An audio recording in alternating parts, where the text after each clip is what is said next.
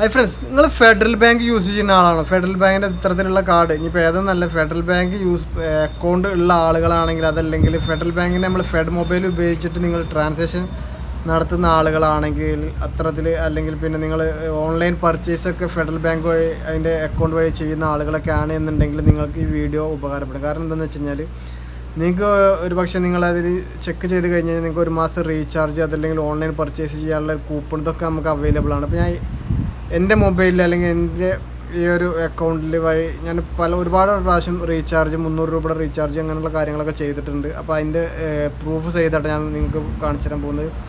അപ്പോൾ എങ്ങനെ സംഭവം എന്ന് നമുക്ക് വീഡിയോ കണ്ടിട്ട് മനസ്സിലാക്കാം. ഓക്കെ, അപ്പോൾ അതിന് വേണ്ടിയിട്ട് നമുക്ക് നേരെ വീഡിയോയിലോട്ട് പോകാം.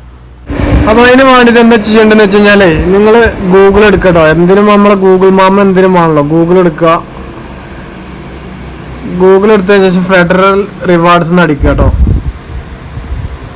ഫെഡറൽ റിവാർഡ്സ് അടിച്ചു കഴിഞ്ഞ് കഴിഞ്ഞാൽ ഇത്തരത്തിലുള്ളൊരു പേജ് വരും. ഇതിൽ ജസ്റ്റ് മുകളിലുള്ള ഈ ഒരു സൈറ്റിൽ ക്ലിക്ക് ചെയ്യുക. ഇത് ഫെഡറൽ ബാങ്കിൻ്റെ ഒഫീഷ്യൽ സൈറ്റാണ്. അതിൽ ക്ലിക്ക് ചെയ്യുക കേട്ടോ. അപ്പം ഇതിൽ എത്ര ബാലൻസ് ഉണ്ട് എന്നൊക്കെ ഞാൻ കാണിച്ചു തരാം. അപ്പോൾ അതിൽ ക്ലിക്ക് ചെയ്ത് കഴിഞ്ഞാൽ മുകളിലുള്ള ഈ ഒരു 3 ഡോട്ടിൽ വന്ന് ലോഗിൻ എന്നുള്ളതിൽ ക്ലിക്ക് ചെയ്യാം കേട്ടോ. ഞാൻ ലോഗിൻ അടിച്ചിട്ടുണ്ട്. അപ്പോൾ നമ്മളിവിടെ ഇങ്ങനെ ഇത്തരത്തിലൊരു മെസ്സേജ് വരും. അപ്പോൾ രജിസ്റ്റേർഡ് മൊബൈൽ നമ്പറും ക്യാപ്ച അടിക്കാൻ വേണ്ടി പറയുന്നുണ്ട്. നമ്മളിവിടെ ഇവിടെ ഇന്ത്യ നാട്ടിലില്ലാത്ത ആളാണെങ്കിൽ ഇതിൽ ജസ്റ്റ് ഒന്ന് ക്ലിക്ക് ചെയ്ത് കഴിഞ്ഞാൽ നമുക്ക് മെയിൽ ID അടിക്കാൻ വേണ്ടി വരും. അപ്പോൾ നമ്മൾ മെയിൽ ID അടിച്ചിട്ട് നമുക്ക് ഇത്തരത്തിൽ ചെയ്യാൻ സാധിക്കുന്നതാണ്. അപ്പോൾ നാട്ടിലുള്ള ആളുകളാണെങ്കിൽ ഈ ടിക്ക് ഒഴിവാക്കി കഴിഞ്ഞാൽ നമ്മുടെ മൊബൈൽ നമ്പർ ഇതെന്താ വെച്ചാൽ OTP വരാൻ വേണ്ടിയിട്ടാണ്. അപ്പോൾ അത് നാട്ടിലില്ലാത്ത ആളുകൾക്കാണെങ്കിൽ മെയിലിലേക്ക് OTP വരുത്തിയിട്ട് ജസ്റ്റ് ഇത്തരത്തിൽ ചെക്ക് ചെയ്താൽ സാധിക്കുന്നതാണ്. അപ്പോൾ ഞാൻ എൻ്റെ മൊബൈൽ നമ്പർ ഇവിടെ ക്ലിക്ക് ചെയ്തു. അതിനുശേഷം ഇവിടെ ഈ ക്യാപ്ച ഇതിൽ ടൈപ്പ് ചെയ്ത് കൊടുക്കട്ടോ.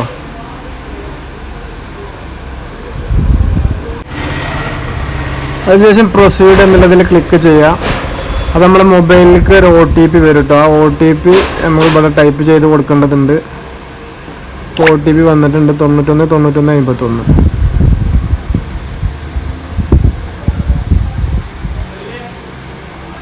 പക്ഷേ നമ്മൾ ലോഗിൻ എന്നുള്ളതിൽ ക്ലിക്ക് ചെയ്യുക. ഇപ്പോൾ ഇത് ലോഗിൻ ആയിട്ടുണ്ട് കേട്ടോ. ഇപ്പോൾ ഇവിടെ ഇങ്ങനെ ലോഗിൻ ആയിട്ടുണ്ട്. ഇനി നമുക്ക് എത്ര പോയിന്റ് ഉണ്ട് എന്നൊക്കെ ഇവിടെ നമുക്ക് ചെക്ക് ചെയ്യാൻ സാധിക്കും.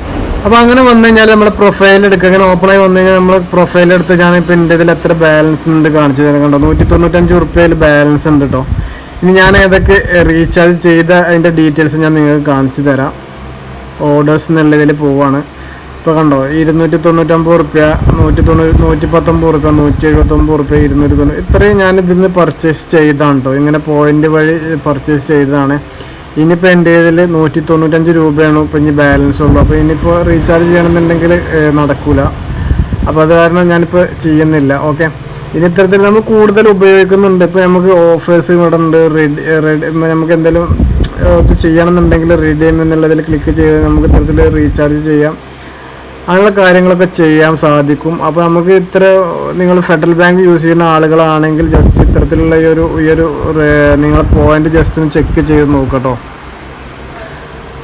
അപ്പോൾ മറ്റൊരു വീഡിയോ ആയിട്ട് വീണ്ടും വരാം. നന്ദി, നമസ്കാരം, താങ്ക് യു.